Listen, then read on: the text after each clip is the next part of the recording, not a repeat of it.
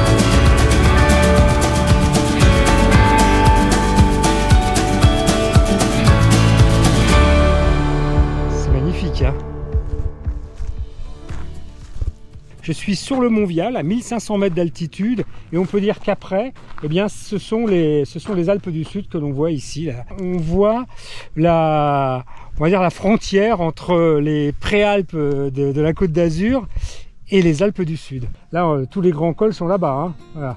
Il y a encore ça à franchir, ce qui est ici. Et ensuite, derrière, bah là, ça y est, vous êtes Bonnette, Caillol, enfin tous ces cols lombardes, tous ces cols mythiques qu'on connaît tous et qui sont magnifiques et dont on ne se lasse jamais. Bon, bah je continue hein, ma petite balade.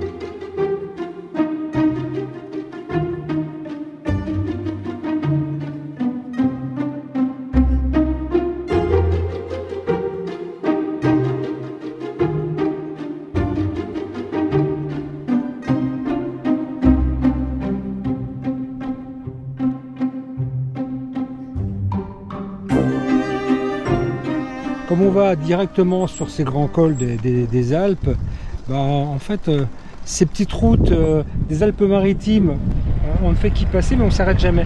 Et on a tort parce que déjà, il y a plein de routes et il y a très peu de monde sur ces routes. Il n'y a personne. Là, je peux vous le garantir, je suis seul au monde. Bon, là, je fais gaffe parce que je prends une épingle d'une main et je fais un peu d'acrobatie. Là, nous sommes au village de Saint-Antonin. Alors, je l'ai déjà filmé il y a fort longtemps, mais c'est bien d'y revenir de temps en temps. C'est bien de faire des piqûres de rappel.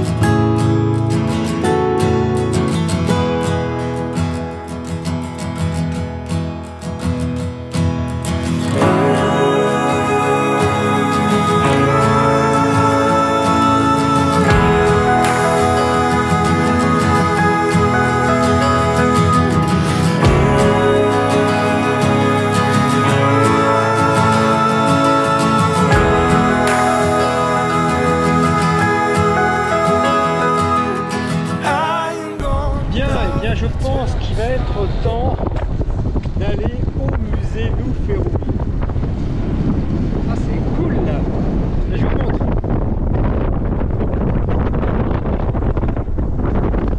Petite route bucolique avec le petit pont.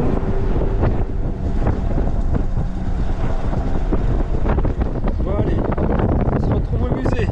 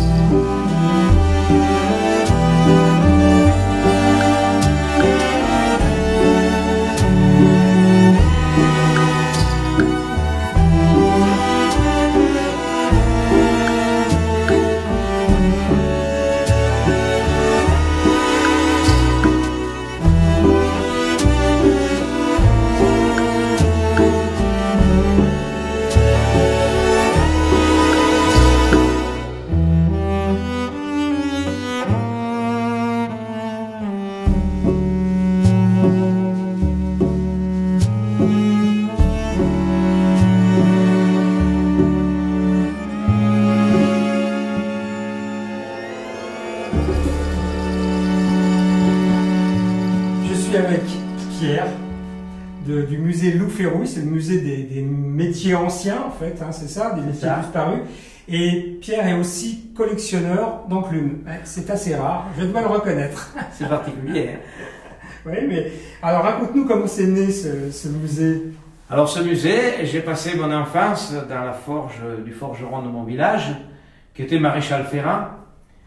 Et puis, évidemment, que j'étais passionné par le travail du fer, ce que j'ai appris au lycée technique.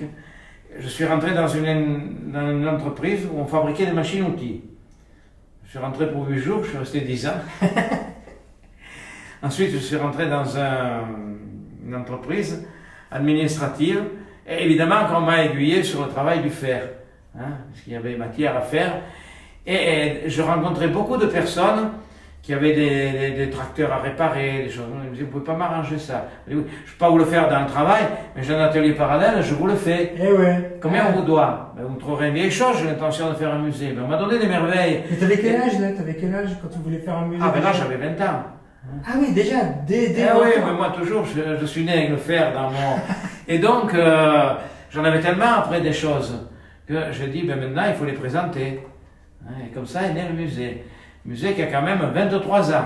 Oui, d'ouverture. D'ouverture, entre l'ouverture et aujourd'hui. Hein, il y a quand même 23 ans d'activité. Alors c'est intéressant le musée parce que j'ai rencontré des personnes extraordinaires. Et puis on m'a offert des choses, des outils, parce que les gens aujourd'hui n'aiment plus jeter. C'est vrai. On n'aime plus jeter parce que derrière les outils, il y a une histoire. Et souvent, il y a de la souffrance. Bien sûr. Les personnes ont travaillé avec des outils, ils ont élevé leur famille, ils ont souffert, et aujourd'hui, ces outils, bon, qui n'ont plus une grande fonction, ils n'aiment pas les voir disparaître. Alors moi, je les restaure, je les mets en valeur, comme vous pouvez voir, hein, évidemment que je ne vais pas avoir des tonnes et des tonnes, mais j'essaie toujours d'avoir des choses diversifiées. En particulier, ce que je recherche le plus, c'est les outils de la forge, oui, les rabots de menuisier, les outils de bijoutier, d'horloger, des choses qui ont vraiment une valeur sentimentale et qui représentent beaucoup de travail manuel. Alors j'ai fait des fausses ruines, enfin pas vraiment de la ruine, un peu de dentelure avec du lierre dessus. J'ai simulé des ruines écroulées. Les ateliers sont de vrais ateliers. Et oui, alors évidemment que l'oxydation qu'il y a sur ces machines et tout, je la force un peu avec de l'acide. Mais tout ce que je mets dehors, c'est pas des machines fonctionnelles comme oui, bien sûr, vraiment m'en servir. Hein. C'est pour retracer le passé, si vous voulez. C'est bien, il y a de la nostalgie, de la poésie, je trouve. Alors il y a de la nostalgie, et ce que je voudrais, ce que j'essaie de simuler, j'essaie de recréer des ambiances que je souhaite retrouver moi-même. Vous voyez, parce que quand je retrouve un atelier comme ça, tout recouvert de végétation, parce que vous savez que la nature, ça c'est très important, la nature reprend toujours son droit. Même s'il y a une ruine, qu'il y a un atelier, qu'est-ce que vous voulez dessous, mais au bout d'un moment, la nature l'a englouti. Et c'est ça que j'aime bien. Vous voyez, parce qu'on voit qu'il y a eu la vie dans ces endroits-là. Exactement, ouais. Et j'arrive à faire rêver des centaines et des centaines de personnes. Oui, parce qu'il y a du monde qui vient. Mais absolument, j'ai un grand public, je reçois des centaines, plusieurs centaines. Il va falloir venir, les amis. Je ne vais pas dire jusqu'à des milliers, mais des centaines de personnes, beaucoup de touristes, etc. Jamais trouvé quelqu'un qui a été déçu par mon musée. Et puis, j'ajoute une chose très importante, c'est que Pierre est toujours à la recherche d'enclumes. Alors, si vous avez une enclume, voilà, des enclumes, aussi des outils pour la forge, enfin, tout intéresse. Tout ce qui est relatif au métier manuel. Voilà, tout l'intéresse, donc n'hésitez pas. Et puis, alors, si vous passez dans le coin, à Gillette, hein, c'est tout près de Nice, il faut absolument rencontrer Pierre. Alors, ce que j'essaie de faire aussi dans mes visites, j'ai recréé des maquettes animées, des petites maquettes, hein, et je refais la forge, une partie de la forge de mon enfance, la cave de mon père, l'atelier du potier, etc., que j'anime devant le public. Et j'entrecoupe avec des histoires, des satires, si vous voulez, hein, sur le thème provençal, bien entendu, parce que bon, dans une culture provençale... On est chez Marcel Pagnol. Hein. Voilà. C'est exactement ça. Hein. C'est un peu ça, si vous voulez. Hein. Enfin, c'est pas aussi prononcé, mais c'est un peu ça, si vous voulez. C'est l'esprit, en tout cas. C'est l'esprit, hein, parce que Marcel Pagnol, ce qu'il a fait, ses œuvres sont intemporelles. Hein. Voilà. Bah, écoute, ce qu'il y a ici, c'est aussi intemporel, et en plus de ça, tu es un artiste. Parce que ça, il faut dire aussi la partie artistique de ce que tu fais. Parce oui, que ça c'est un peu... tu t'es présenté tout à l'heure en disant que tu vois, c'était le faire qui t'intéressait. Et tu aimes faire les choses, et sans faire de jeu de mots. Et alors, il fait par exemple des violons, tout en fer, mais magnifique, des roses sculptées. C'est juste incroyable, c'est un travail de chirurgical, de précision. Bravo, non, bravo, franchement, ça aussi, il faut... Vous savez, quand on essaie d'imiter la nature, c'est là qu'on voit qu'elle est bien faite. Exactement. Combien de temps pour faire la visite? Mais vraiment, pour faire une visite, il faut plus de 2h, 2h30. Hein. Ouais. Vraiment, parce qu'elle est commentée, ma bicyclette. Eh oui, puis... Parce qu'il y en a tellement, c'est tellement diversifié. Si je vous montre pas tout dans le détail, on va oublier, on va sauter la moitié des choses. Voilà, puis c'est un gars du Sud, hein, c'est ça tchatche hein, quand même. Hein. Ah, oui. Et si on allumait la forge alors? Ben on va l'allumer, hein? pas de problème. Bon, ok, bon bah ça marche.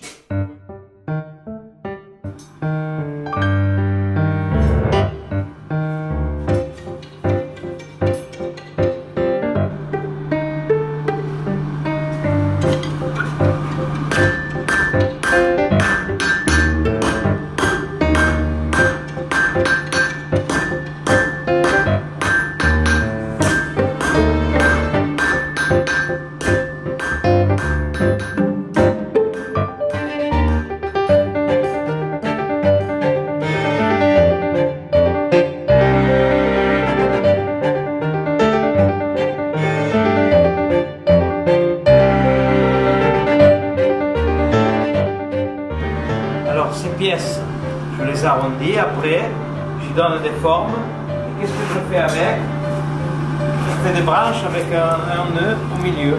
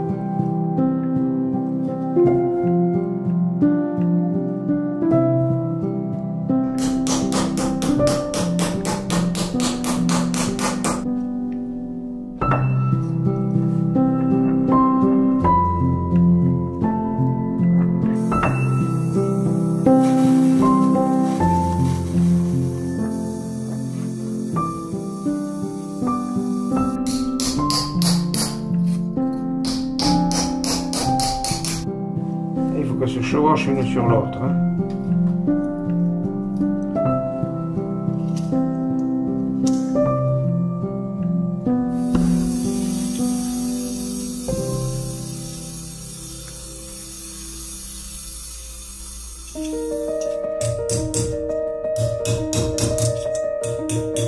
Alors on commence à lui donner les formes hein, du cœur de la rose.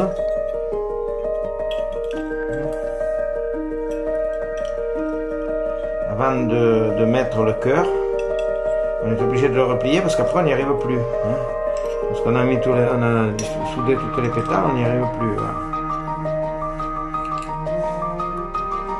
Il faut la ressentir la rose quand on fait ça. Moi j'ai essayé de former des gens, ils m'ont fait à la peine, c'est rien, mais à la finale ils me font des choux-fleurs et des pommes de pin, donc c'est pas. Il faut la ressentir la fleur. Hein.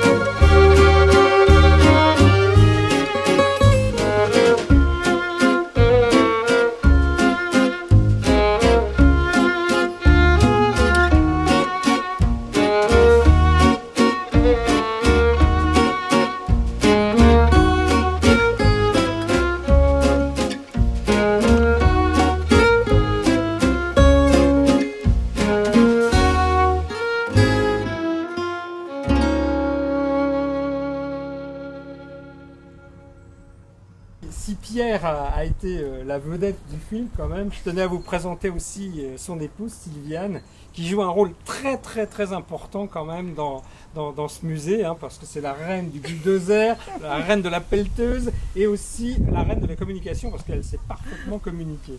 Donc voilà, je voulais en tout cas vous remercier tous les deux de votre accueil. On a passé un moment super, enfin j'ai passé un moment super ici.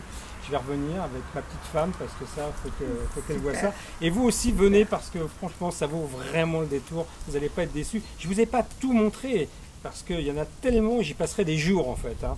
Donc voilà, bon ben merci. Merci Dominique. En tout cas, déjà premièrement, un grand merci pour avoir pris le temps de t'arrêter dans notre musée, mais surtout d'avoir pris le temps d'échanger avec Pierre. Et j'ai compris que c'était un bel échange entre passionnés. Et franchement, continue dans cet élan sur ta belle route. Je souhaite que tu puisses avoir de beaux échanges et de belles rencontres telles que vous avez pu partager ensemble tous les deux. Et eh bien, le portail restera toujours ouvert et nous serons très plaisir de t'accueillir quand tu le souhaites. Bah, c'est super gentil, voilà. Merci beaucoup. Et en tout cas, c'est vrai que c'est une belle histoire d'une vie. Ah ben vous c'est toute votre vie que vous avez voilà. passée. Et c'est ça qui est extraordinaire. C'est peu de le dire. Et la passion est toujours là. Et la passion est toujours là. Et on n'arrête pas, on continue. Voilà. On continue. Parce que les projets, il y en a. Hein. Il y en a encore. Mais il faudra que tu viennes les voir. Ah, mais je viendrai. Voilà. Et vous les verrez aussi. Bien sûr. En tout cas, merci beaucoup. Allez, ciao à tous. Et merci d'apprécier tout ce travail. Merci. Salut. Au revoir. Bye bye. Bonne route, Dominique. Merci, ciao.